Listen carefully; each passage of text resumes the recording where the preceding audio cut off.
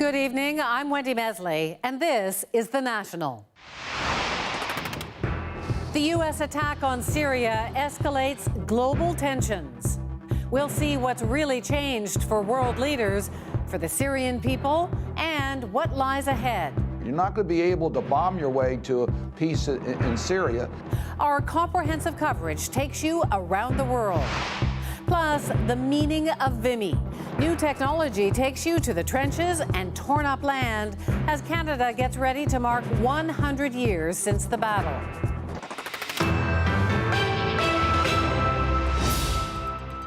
The U.S. missiles fired into the dead of a Syrian night were intended to strike a narrow target. But in the cold light of today, the reverberations, intended or not, are being felt across the world. Tonight, we'll show you what that looks like, from the attack's ground zero to the widest global focus. The missiles hit the Sherat airfield near Homs. Retaliation for the Syrian regime's apparent chemical attack. Are there implications for the fight against ISIS? Turkey has one view of that, Iran has another. But the U.S. attack's circle of impact is wider. A message perhaps to China or neighborhood hotspot North Korea. And then there are the main players. All eyes will be watching their two leaders now in sudden confrontation. Our coverage starts tonight with Keith Bogue in Washington. Keith? Wendy, for many long years, the United States has stayed out of the bloody civil war in Syria, and for all of that time, Donald Trump has been very publicly fine with it. Well, no longer. The U.S. says all but one of 59 sea-launched Tomahawk cruise missiles hit their target, and the Syrians do not argue with that. 6 dead and many more injured, they say. The target was this Syrian airbase, believed responsible for Monday's chemical weapons attack. The U.S. says about 20 planes were destroyed. Syrians watching from the U.S. were ecstatic. I'm really encouraged by the reaction this time by the Trump administration. We're very glad that, the United States finally make a move for humanity and to help Syrian people against this dictator. Been for 6 years killing Syrian people, killing civilians. On Capitol Hill, there was support across party lines, though many felt the president should work with Congress on whatever happens next. Making sure that Assad knows when he commits such despicable atrocities, he will pay a price is the right thing to do. This was a response that was required in response to the Commission of War Crimes. I want to emphasize this is the beginning, not the end, but the signal that is sent around the world is very important. It was not the first time that Syria's President Bashar al-Assad has used chemical weapons against civilians. And there have been hundreds of thousands of men, women, and children killed since the civil war began in 2011. But the TV images this week had a profound effect on Donald Trump, as he said in a news conference Wednesday. It crossed a lot of lines for me. When you kill innocent children, innocent babies, little babies, with a chemical gas that is so lethal, people were shocked to hear what gas it was. That crosses many lines, beyond the red line, many lines. That has led some to worry about the president's decision-making. I think he was greatly influenced by those images. The problem with being influenced by emotions is that there are always the logical consequences that come after the emotions. Indeed, the most important question now is what happens next. At the United Nations Security Council, U.S. Ambassador Nikki Haley dropped this hint. The United States took a very measured step last night. We are prepared to do more, but we hope that will not be necessary.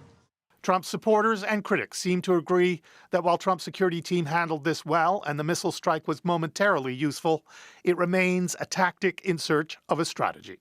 There is no military solution here. You're not going to be able to bomb your way to peace in Syria.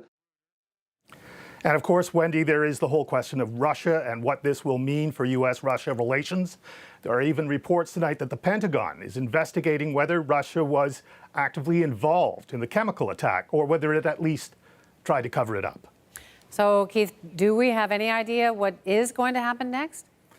Well, yes and no. We don't know whether the Trump White House has a plan for what its next move will be, but it's always been widely expected that if there is a political solution for Syria, that process will have to include Russia.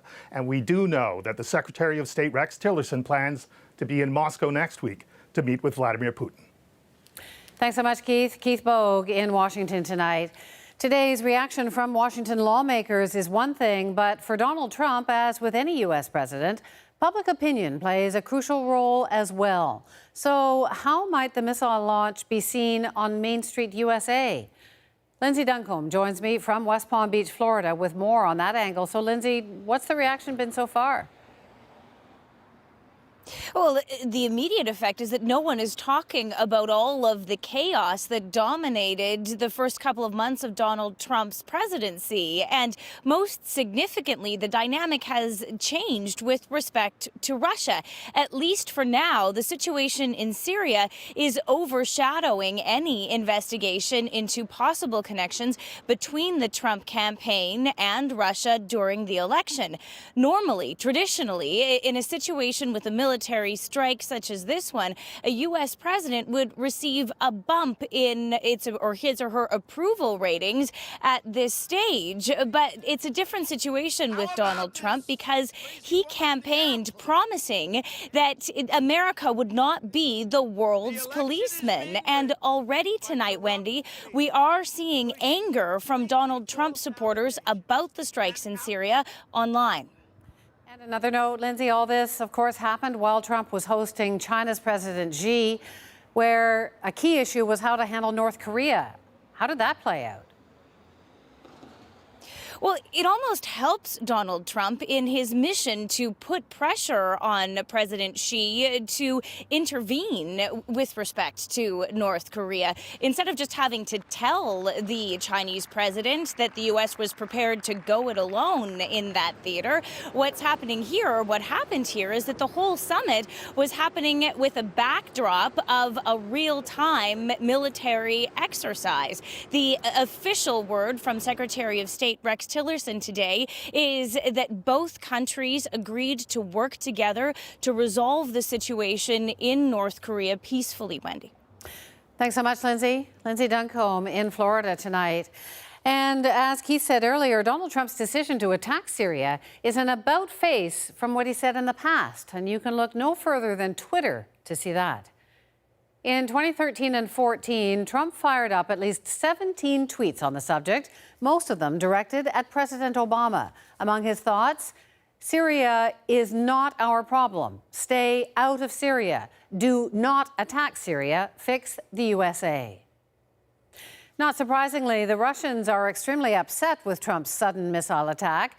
They've gone to great lengths to support and protect their ally, Syria, enduring fierce criticism from the West for defending the Assad regime and its abuses. But now the situation is beyond rhetoric. The U.S. and Russia both operate considerable military forces in the region. And as Renee Filipponi tells us, there are fears that tensions could lead to a deadly mistake. A video broadcast on Russian state TV this morning, providing a close look at the aftermath on the Syrian airbase. The Russians working hard to seem like maybe the strike was not that effective, promising to help strengthen Syrian forces. The foreign minister calling it an act of aggression, even going as far as comparing it to the 2003 invasion of Iraq. It's definitely an aggressive act against international law, against a sovereign country, and without any true evidence of the Assad regime being guilty of using chemical weapons. And despite getting a last-minute warning, President Vladimir Putin didn't expect the strike. There's a lot of disappointment there, and I think that it's a very personal thing as well, considering that Putin has been so, in a way, trying to glorify Trump and show him as the next great leader of the United States, as a great partner for the future. Syria is Russia's only foothold in the Middle East and has Russia's only naval port in the Mediterranean. Things from here could be entering a dangerous stage. Until now, both the U.S. and Russia were launching airstrikes against ISIS over Syria, and they had a clear agreement about sharing information so there were no collisions. Russia is now pulling out of the agreement, and that's increasing the risk of a deadly incident. A Kremlin spokesperson said this attack will only, quote, destroy further Russia and American relations, and that it will embolden terrorists in the region. This has been a very offensive action towards Putin. It has been damaging to his reputation. He will now say, okay, we will back Assad no matter what, even though I don't have to, just because the Americans want Assad out. Despite the rhetoric flying following the attack, analysts say Washington and Moscow are not on the brink of war. The relationship between the two, however, has changed drastically in the last 24 hours. Renee Filipponi, CBC News, London. As we heard earlier, the United States ambassador to the UN hinted today at possible future action against Assad. But Nikki Haley also took aim at Russia and its failure to prevent Tuesday's gas attack in the first place. It could be that Russia is knowingly allowing chemical weapons to remain in Syria. It could be that Russia has been incompetent in its efforts to remove the chemical weapons. Or it could be that the Assad regime is playing the Russians for fools. In 2013, Syria agreed to destroy all its stockpiles of chemical weapons in an agreement brokered by the U.S. and Russia. It is now widely believed that that pact has been broken. Prime Minister Justin Trudeau made his position clear on the U.S. strikes as well today. He said he stands firmly behind the action, although he was noticeably precise in how he articulated that support. And Trudeau didn't exactly race to line up behind Trump either. Katie Simpson has that. The Prime Minister stepped cautiously, waiting more than 12 hours after the airstrikes to deliver his carefully worded support of the U.S. military action. In the face of such heinous war crimes, all civilized peoples must speak with one voice.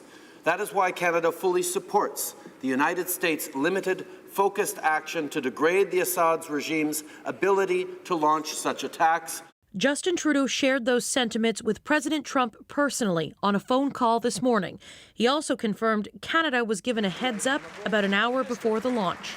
Last night, the United States Secretary of Defense briefed Canada's Minister of Defense in advance of the American military strike in Syria. The Minister of Defense then immediately briefed me.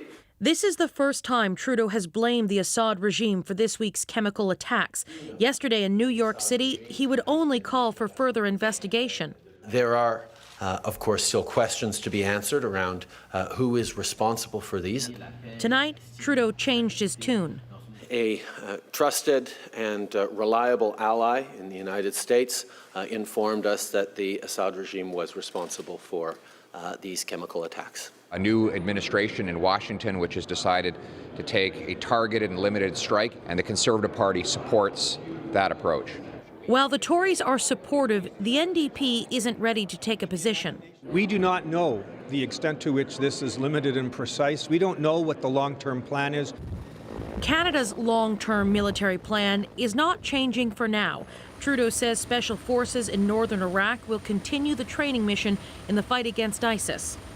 For now, the situation in Iraq doesn't fundamentally change because of U.S. strikes on Syria. But there are warnings. Western soldiers in the region, including Canadians, should be in a heightened state of alert. There is a concern for any kind of escalation, whether it's retaliation by Syrian, Russian, Iranian forces against the U.S. That doesn't appear to be the case for now at least, but it's still got to be a concern. While Trudeau supports this specific military action, he repeatedly emphasized calls for diplomatic solutions to the ongoing crisis in Syria. Katie Simpson, CBC News, Ottawa.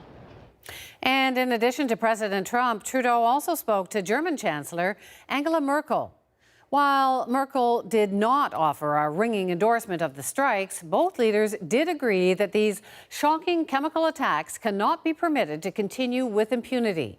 Germany's foreign minister was also careful in his language. He called the action understandable, but emphasized the need for diplomacy, saying it's now just as decisive to make a combined effort for peace under the roof of the UN. In France today, Peter Mansbridge spoke to a Canadian well-versed in military tactics. He asked retired General Rick Hillier what a missile strike can accomplish. I think you perhaps give hope to a population then that they're not standing alone. And I think the Syrians who have been fighting the Assad regime and the terror groups there within have sometimes felt that way. Rick Hillier is the former chief of the defense staff of the Canadian Forces. So how are people in Syria feeling today about the U.S. missile attack? Our Middle East correspondent Derek Stoffel gauges the reaction. There's a new sense of hope for many Syrians who have suffered under 6 years of brutal war. Today, in this camp in northern Syria, for those who have fled their homes, many welcomed the news that the United States finally took military action against the regime of Bashar al-Assad. These strikes should have happened a long time ago, he says. While this man says the United States needs to hit Assad's forces even harder. For Syrians who have complained that the world has simply ignored them, as at least 400,000 people have been killed in this conflict, there's optimism today. It's a starting point. This opposition activist wants the United States to now do more, to establish no-fly zones across Syria that would keep Assad's planes grounded. A no-fly zone would ensure that the major weapon that the Assad regime has used against the people of Syria is not available, and that is the aerial shelling. Still, President Assad has his supporters. Some of them came out for Friday prayers in the capital, Damascus. Even if the Americans hit us here, we will not leave, he says. We will stand by our leader. The U.S. strikes caused extensive damage to the Sharat air base, from where American officials say Tuesday's chemical attack was launched. But the runway was left largely intact. Some military analysts say the American strikes will deter President Assad from using chemical weapons. But the regime has lost air bases in the past, and still, Assad has managed to launch his warplanes. In fact, more airstrikes were reported today in the same town where the chemical attack took place earlier this week. Derek Stoffel, CBC News, Jerusalem. While this week's chemical attack in Syria was one of the deadliest, it wasn't the first of this kind. 4 years ago, near Aleppo, there was a suspected sarin gas rocket attack. At least 26 people were killed and many more injured. It's extremely serious. This is a war crime. Just 5 months later, hundreds were killed near Damascus. They too displayed symptoms consistent with those of a nerve agent. No country has felt the impact of the Syrian conflict quite like Turkey. Since 2011, it's taken in 3 million refugees, straining resources and fueling desire for Bashar al-Assad's overthrow. Neil Cooksall looks at Turkish reaction to the U.S. airstrike. It is what Turkey's leadership wanted all along. But here in Hatay, near Turkey's border with Syria, Turkey's president said the U.S. shouldn't stop at one night of airstrikes. Is it enough? I don't think it's enough, Recep Tayyip Erdogan said at a political rally today. What would be enough? The Erdogan government wants Assad gone. It is necessary to oust this regime as soon as possible, Turkey's foreign minister said. A transition government needs to be established. Like dozens of other Syrians, 2 of Hassan al-Ahmed's loved ones are being treated here in Turkey, both poisoned in this week's chemical attack in nearby Idlib. He doesn't believe the U.S. actually wants to help his country. It's a criminal regime, he said about the Syrian government, and everyone supporting it is also a criminal. America is all lies, the one supporting him first and foremost. Turkish protesters brought symbols of Idlib's dead to the doorsteps of the embassies of Iran and Russia in Ankara, calling the countries a, quote, collective tyranny for their continued support of the Assad government. It isn't easy to find people here who believe Trump's Syria operation will actually make a difference. Many believe the strikes were just for show. And even if the U.S. keeps hitting Syria, the nagging question here is, will what Syria becomes next be better? Neil Cooksall, CBC News, Hatay, Turkey. Straight ahead, Syrians in Canada weigh the results of the U.S. bombing their homeland. Plus, emotions run high in Stockholm after today's deadly attack.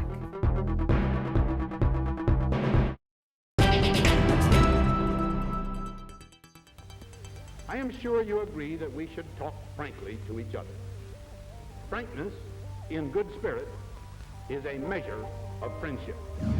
The issues and irritants that inevitably affect all neighbors are small indeed in comparison with the issues that we face together. Our friendship is deep and our understanding is great, but we have many problems, of course. But a day which also saw what looked like the beginning of a fundamental friendship between Mr. Trudeau and President Nixon. This is a new era of consultation and, we hope, cooperation. Some American officials seemed appalled as Canadian security allowed demonstrators within yards of the first meeting between Prime Minister Trudeau and the President. Canadians expect much of Americans, but more important, Canadians have faith in the Americans.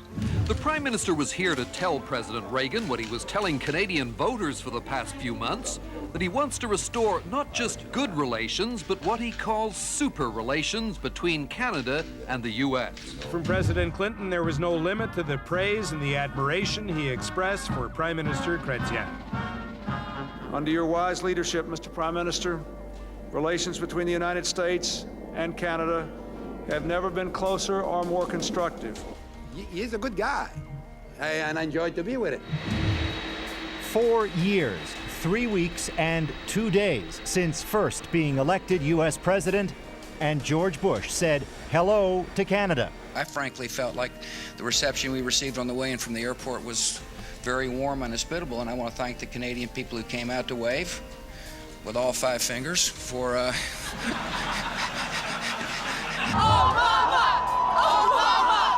The purpose of the trip was that Stephen Harper and Barack Obama have some time to get to know each other and discuss whether they shared an agenda and some objectives. I came to Canada on my first trip as president to underscore the closeness and importance of the relationship between our two nations. We see ourselves in each other. We're guided by the same values.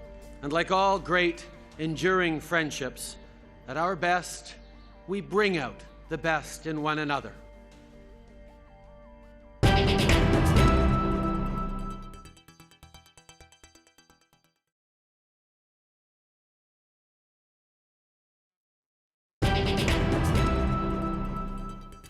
We've covered a lot of ground tonight on how the world is reacting to the U.S. launching missiles at a Syrian airbase. Here at home, the missile strike and the chemical attack that provoked it are bringing up a lot of emotions for Syrian Canadians, especially those who fled to escape violence. Alison Northcott tells us more.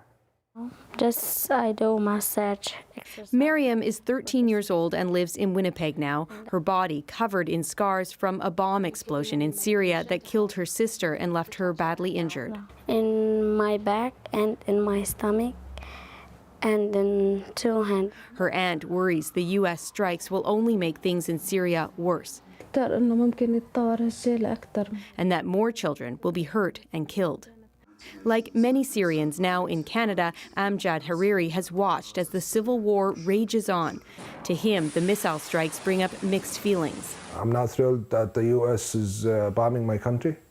At the same time, I think the Assad regime does not understand anything else except such intervention. More than 40,000 Syrian refugees have come to Canada since the end of 2015. Most, like Amal Kanina and Maher Istanbuli, are following the war closely, particularly this week after the deadly chemical attack and the reaction from the U.S. It's not enough. You must stop killing every day. I feel sad. I can't help anybody in my country, and I can't make anything. Bahij Warda says the strikes may send a message to the Syrian regime, but they won't end the bloodshed. It's a good sign, but it's very late, and I don't think that kind of sending rockets that could solve anything. He says it's hard for him to trust the U.S., especially given its record in the Middle East. But others in the Syrian community hope the strikes mark the beginning of the end. It's very important that any action against the regime be a complete solution and decisive action to end the crisis. It was a sign of relief that finally there is some kind of involvement. So finally, this criminal regime is punished. Faisal Al-Azam says although Syrians don't all agree on what the missile strikes will accomplish, after years of violence, they all just want the conflict to end. Alison Northcott, CBC News, Montreal. There was another deadly attack in Europe today where a vehicle became a weapon, this time in Sweden's capital. Shoppers ran for their lives after a stolen beer truck plowed into pedestrians. At least 4 people were killed and more than 15 others injured. The country's prime minister labeled the incident an act of terror. Swedish police launched a nationwide manhunt after the driver escaped. They later arrested a man near Stockholm's airport. CBC's Julian Scher is in the city with more. An eerie calm has descended here in Stockholm. You can see the police lights behind me. Most of this massive city core has been shut down as people still try to cope with what happened. I met a young student, 21-year-old, who saw the van heading down the street. He jumped away and saw people on the ground. He still doesn't know if they're alive or not. A young office worker, mother of 2, who was just a block away, started telling me what happened, and suddenly tears start streaming down her face, and all she could say was, "This doesn't happen here. This doesn't happen here." So in the end, it's not about the death toll or the total damage, but it's what terror always does, which is create fear and sadness. And right now, as Stockholm tries to grapple with what happened, people are slowly trying to come back to a normal life. But for the moment, this is still a city in mourning and in sadness. Julian Scher, CBC News, Stockholm. A 5th victim has now died as a result of last month's attack in London near the Parliament buildings. Surveillance cameras caught the attacker's car, forcing Andrea Cristea off Westminster Bridge and into the River Thames. The Romanian tourist sustained serious head injuries. Her boyfriend, who was also hurt, says he planned to propose later that day. We'll be back later with more from here. Up next, our special coverage from Vimy Ridge. So, this is the trucker. Weighs about 40 pounds. Peter will show you a new way to get the Vimy experience. That's next on The National. Let's check the day's business numbers. The TSX dropped 30 points, while the Canadian dollar ended the week at 74.5 cents US. A quiet day on the markets in New York, too. The price of oil gained 54 cents a barrel.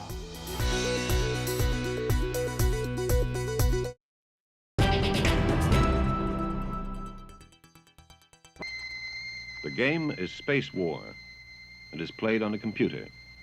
At the moment, it provides esoteric sport for young mathematicians at MIT. Someday, it may train them to fight a war in space.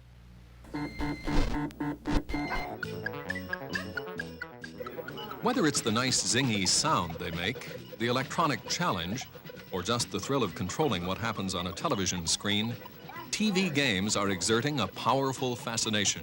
What do you think of the game you're playing? I love it. These students at the University of Alberta in Edmonton have developed a series of games that can be played on the computer. The idea of the game is to manipulate the cursor towards your enemy until you get him in the center. And once you've got him there, bang, and he's dead. Defender, Asteroids, Missile Command, the names of some of the arcade hits that are attracting millions of video addicts every day. Video junkies have a current favorite. Someone even wrote a song about Pac-Man.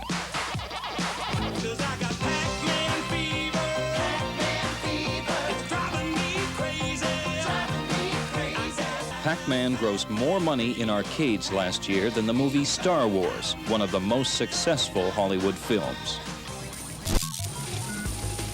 These are not games you would find in an arcade. They are the latest generation of home video. And this is where the real boom in the industry is occurring. I don't play that much. They're really addicted to this thing. This is a story about a game. A game some say is so exciting, so enthralling, so much fun. that if you ever start playing, you won't be able to stop. Your fingers flying over buttons as you jump, fly, crush, and kill your way through an alternate reality. Alluring, fascinating, compelling. A curse. They're video games, the flashy, trashy offshoots of the computer revolution. Its programmers say we haven't seen anything yet. The first, the best known, the sex change operation was one performed about 15 years ago on a young ex-GI named George Jorgensen, who went to Copenhagen and came back as Christine. When Christine's story was told around the world, there were applications from hundreds of young men who wanted to undergo the same kind of operation. Well, Diana, now that you're officially a woman, how does it feel? I feel absolutely marvelous, thank you. Did you always want to be a woman? As long as I can remember, sir, yes. And now that you are, what do you miss most about being a man? I never was really in intensity a man, or psychologically, so I miss nothing about my malehood. Lee Davis of Ottawa was born a woman.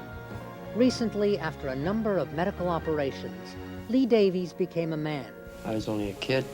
I felt different. I mean, I knew I wasn't, my body wasn't what my mind was saying I was. My mind was totally male. Caroline's surgery 17 years ago gave her the woman's body she dreamt of and a model's salary of $200,000 a year. No one questioned her femininity. In fact, she modeled for 7 years before the British tabloids made her story public. She even played a Bond girl in a 007 film. It's only the British government that doesn't accept the change. I'm sort of classified still as a man. I mean, I break the law every day if I use the women's toilet. I mean, I can't really use the men's. I mean, if I committed a crime, I'd be in a men's prison.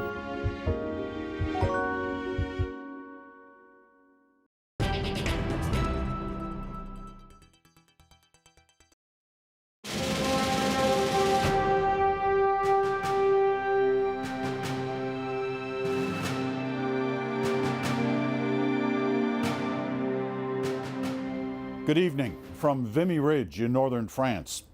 Just over there on Sunday at that massive, majestic monument, thousands will honor the sacrifice made here 100 years ago by Canadian soldiers. Now, when you travel to Vimy, you can be almost overwhelmed by what you see, by what the battle-scarred land reveals about that brutal fight a century ago. Though there's nothing quite like walking up to that monument, nothing quite like walking the trenches.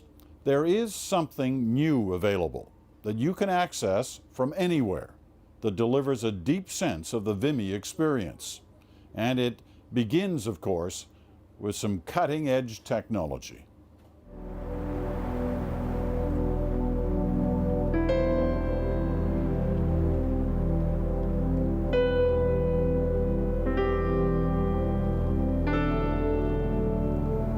What could possibly have made me walk through the battlefields of Vimy Ridge wearing this contraption? Well, you have to go back 100 years to begin the answer.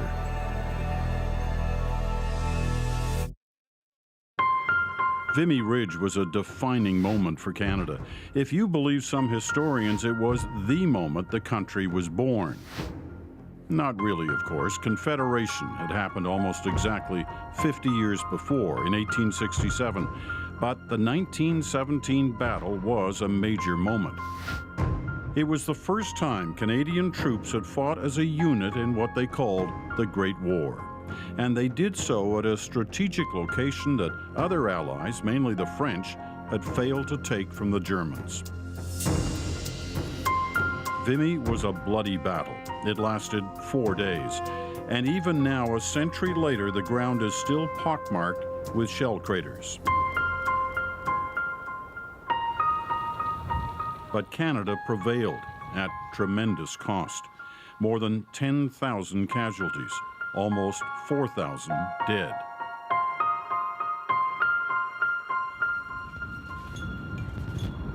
The Canadian government has made sure that history has been preserved on these fields in northern France. Because without being here, it's hard to imagine just what it was really like 100 years ago. So there they are, the German trenches. Now, one of the hard things at times to explain is the distances between, in this case, the German lines and the Canadian lines. Here at Vimy Ridge, the lines were pretty close together. I'd say only about 50 meters separating the Germans from the Canadians. That's about half a football field length. So close that at times, both sides, on quiet evenings, both sides could hear each other talking. They'd yell at each other, they'd taunt each other. And it underlines that fact that it's awfully hard to realize that the distances in this case are so short unless you're actually here.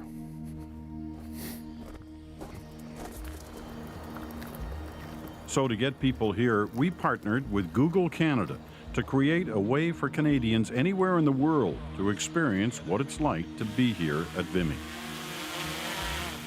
To bring a 100-year-old battle out of the history books and into reality, well, virtual reality. The goal is to make interactive videos that will be available online to help connect a new generation to the story of Vimy Ridge. Okay, so this is the Trekker. Weighs about 40 pounds. It's a little top heavy, so the camera system has 15 high-res cameras. They're snapping pictures every 2 or 3 seconds as you're walking. This is how Google captures those images that show your house on your street, anywhere in the world. On a traditional map, Vimy is like a tiny dot, but with this technology, it allows you to actually go and experience and explore, and it takes that abstract dot and brings it to life. All right, can I go collect some imagery? Let's do it. Okay. So with the Trekker on, it was time to walk the trenches and no man's land of Vimy Ridge. Canada's most trusted journalist, walking around with a pumpkin on his head. Google's drone followed along, grabbing aerial images of the landscape to capture what this place looks like from above. Okay, now throwing. We needed special permission from Veterans Affairs Canada and the French government to do this. Is there a way to pull back to see some of the... I will pull back. Getting the pictures that would bring the battlefield home to Canadians and trying to communicate what it must have been like for those young soldiers who walked these same paths in April of 1917.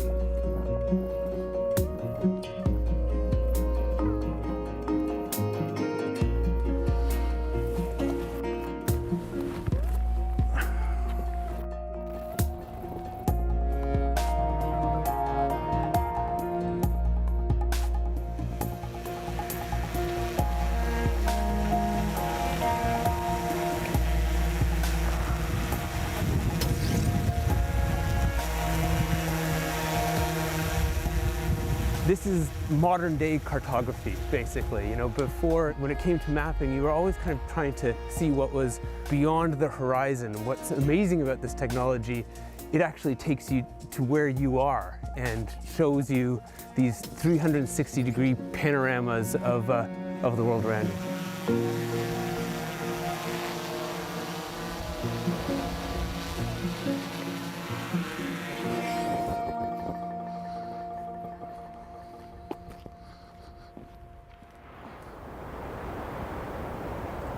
The trenches are only one part of the landscape of Vimy Ridge. They're going to open it for us. They're going to take us to the area we were in. Yeah. These are the tunnels below. Capturing what these look like is a challenge. This may not look like a camera, but it is. In fact, it's 16 cameras, 16 GoPros to be exact, all designed to capture a full 360-degree view for Canadians to explore this place as if they're right here. Okay, testing 1, 2, 3. That's right now. It's called the Odyssey, and the technology is relatively new and very finicky, to say the least. Screenshot, pas de doigt. Okay. Here I come. Each camera is capturing a part of this picture. These tunnels look pretty good right now. When you stitch them together, a long and tedious editing process, you get a complete view of your surroundings. This is not what it looked like 100 years ago. It's a tour designed for you to experience this place and the stories that come with it. Let's carry on our tour here of the tunnel under Vimy Ridge. We took the Odyssey all around the tunnels, determined to capture as much as possible. Here they had the opportunity to be underground and protected while that was going on. It made a big difference in leadership during that part of the war. Then we went back to the trenches and no man's land. And they surrendered, and he found himself with 75 German prisoners. Just down the road from the scarred battlefields is the Canadian Cemetery, where more than 3,000 Canadians have their final resting place. One clap. I am. Thank you. We set up here to capture the rows upon rows of white gravestones etched with the names of those who never returned home, some as young as 17. Finally, we visited the breathtaking Vimy Ridge Monument. A monument built to remember those whose bodies were never found in a war so horrific that 11,285 names are remembered here.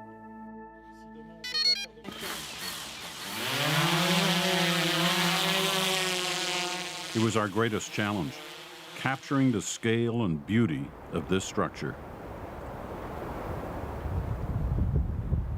You cannot help but be moved by being here. This place should matter to Canadians, all Canadians. It's part of who we are, thousands of kilometers from home. Alors regardez, maintenant, VC, ça veut dire Victoria Cross. Not every Canadian can come here. This is our attempt at bringing it so much closer for all of us. Like almost go towards the monument and then keep kind of flying over and past it. Okay. Yeah. When you watch in virtual reality, you see the full picture, and you can control the picture. You look where you want to look, see what you want to see. Sounds good, but will it work? Will we be able to bring Canadians closer to this place than most will ever get?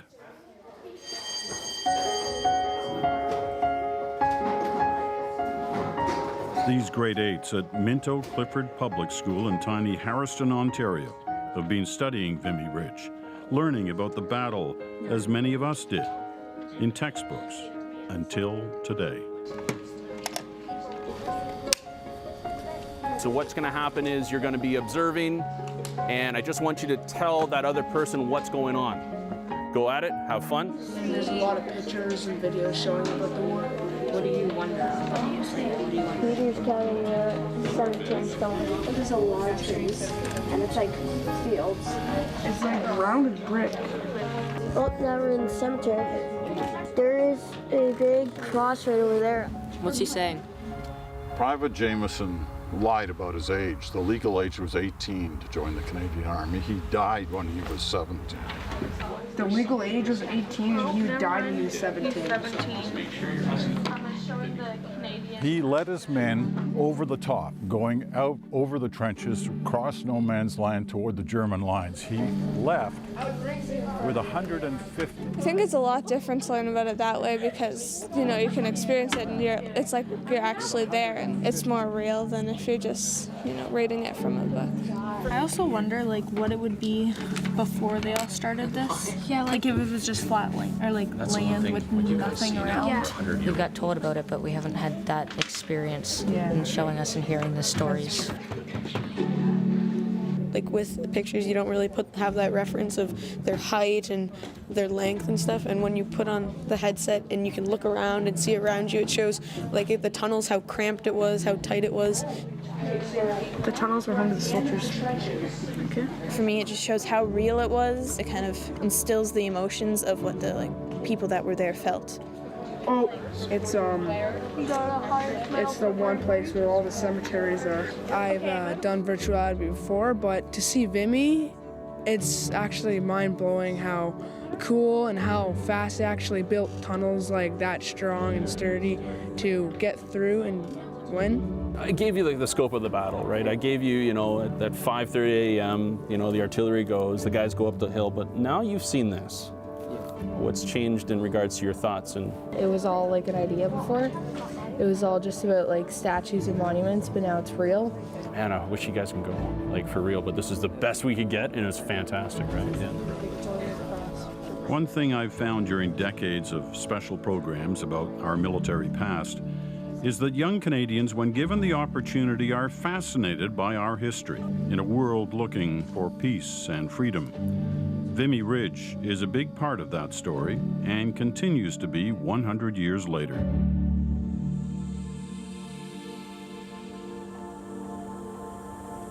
Ten years ago, 5,000 young Canadians came for the 90th anniversary ceremony. This year, 5 times that number are expected. And now, back in Canada, for those who couldn't make the journey, the Vimy Ridge experience is just a screen away.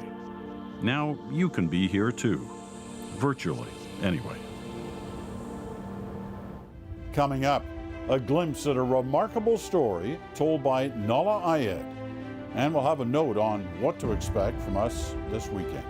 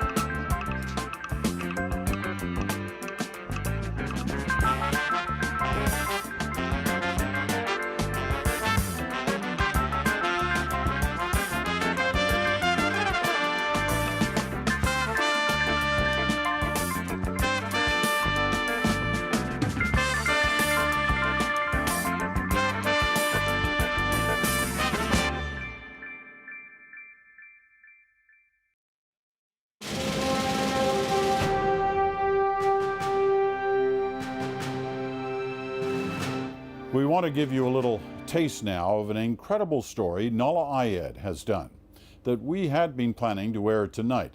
Because of news events, we're holding it now until Sunday. Though if you can't wait, we have posted it online. It's about a battlefield cross that was made right here 100 years ago, and its strong connections between Canada and France, the past and the present. Here's an excerpt. This is excellent. Even for those who know Vimy Ridge and its relics, like Simon Godley and Joanne Gagné, this is an exhilarating moment. Oh my gosh. Yes. Absolutely beautiful. Oh, wow. That's fantastic. It's in great shape.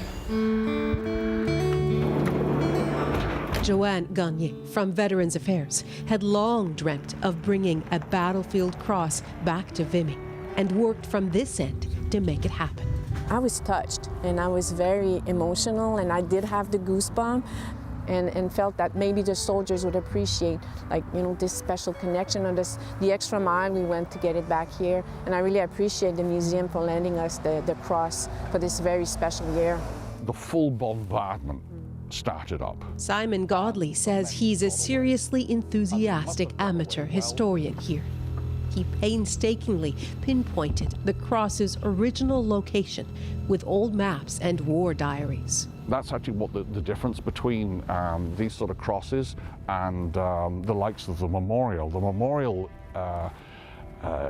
is a fabulous structure, but it took years to conceive and just get right. The carpenter here wasn't necessarily worrying about whether he got his circle just absolutely. It was a labor of love to just do it there and honor the fallen. And I think that's sort of, it's way more personal and immediate. You'll see the rest of that on Sunday night. Tomorrow on The National, we'll bring you part of a great conversation I had today with the Governor General. As far as the reason we're here, the commemorative ceremony, coverage of that begins Sunday at 9 a.m. Eastern on CBC Television, CBC News Network. It'll be live streamed on cbcnews.ca. Thousands of Canadians will be here, and we'll be in the thick of it with them, bringing you as many of their stories as we can. That's it from Vimy for now. We'll get you back to Wendy in Toronto next.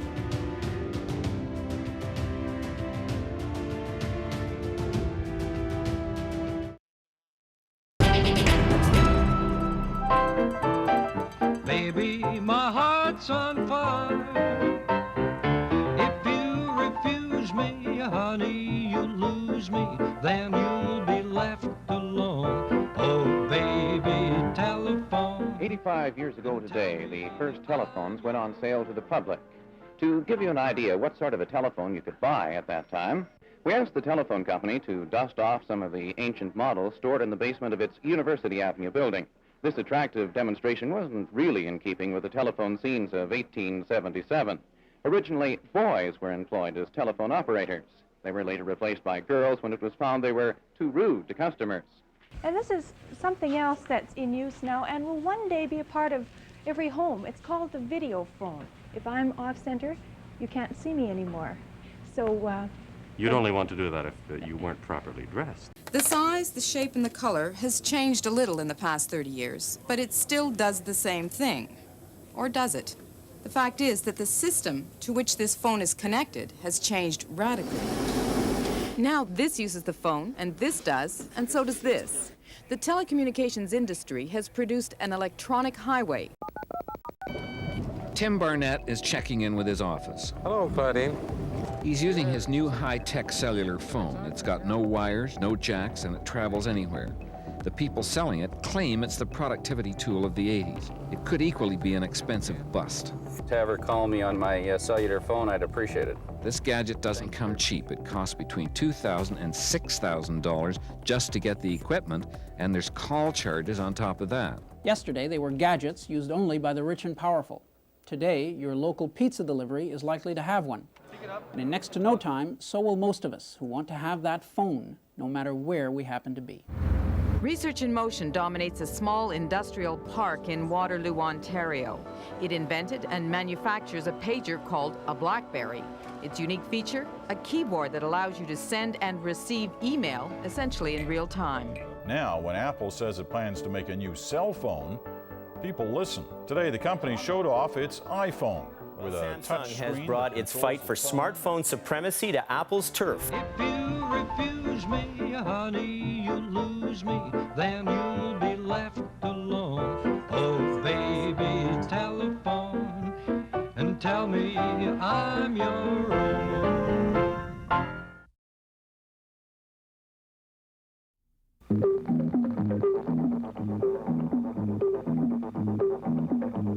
The National.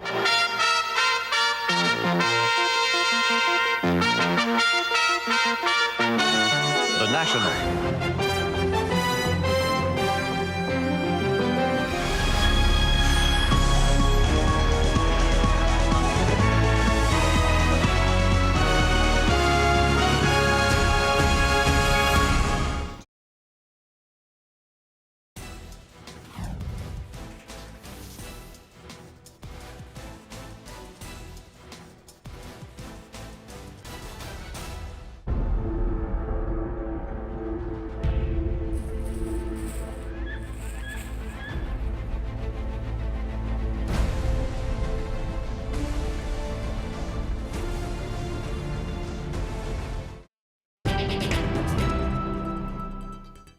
A quick look at some other stories now. Donald Trump's pick for the Supreme Court has been confirmed by U.S. senators. The ayes are 54. The nays are 45. Neil Gorsuch will fill the vacancy on the bench. Previously, 60 votes were needed, but facing a filibuster from Democrats, Republicans changed the rules to allow confirmation by a simple majority. A former Ontario nurse accused of being a serial killer waived her right today to a preliminary hearing and is choosing to go straight to trial. So they're all looking down at us and being happy that we could go forward, even if it's a little step. Elizabeth Wetlaufer faces 8 counts of first-degree murder, plus 4 of attempted murder. The charges relate to her time working at 2 nursing homes between 2007 and last year. Canada's labour market saw a boost last month. More than 19,000 new jobs were created, 3 times what analysts forecast. But the vast majority were from self-employment. And a rise in the number of people looking for work meant the national unemployment rate increased slightly to 6.7%. And a massive vehicle recall to tell you about. Hyundai and Kia are recalling almost 1.5 million cars and SUVs in North America and South Korea. More than 114,000 are in Canada. The engines may fail and stall, increasing the risk of a crash. The recall includes popular models from 2011 to 2014. Kia and Hyundai will notify owners. A lot has changed in our world since last night when the U.S. bombarded a Syrian airstrip with Tomahawk missiles. Here's a quick recap before we go. Donald Trump has burnished his image as a decisive president, but that could turn away core supporters who cheered his putting domestic interests ahead of geopolitics, especially since the U.S. now says more must be done to end the war in Syria. That could certainly raise the stakes. Russia has pulled out of an agreement that kept U.S. military aircraft relatively safe in the skies over Syria. The Prime Minister says he supports the limited U.S. action against Syria, but Canada's own role in the region remains unchanged. And leaders in China, North Korea, and elsewhere must be wondering what Washington might do next. We'll keep you up to date as all of this develops. And that's The National for this Friday night. For news at any hour, you can always go to cbcnews.ca. I'm Wendy Mesley. Thanks for watching.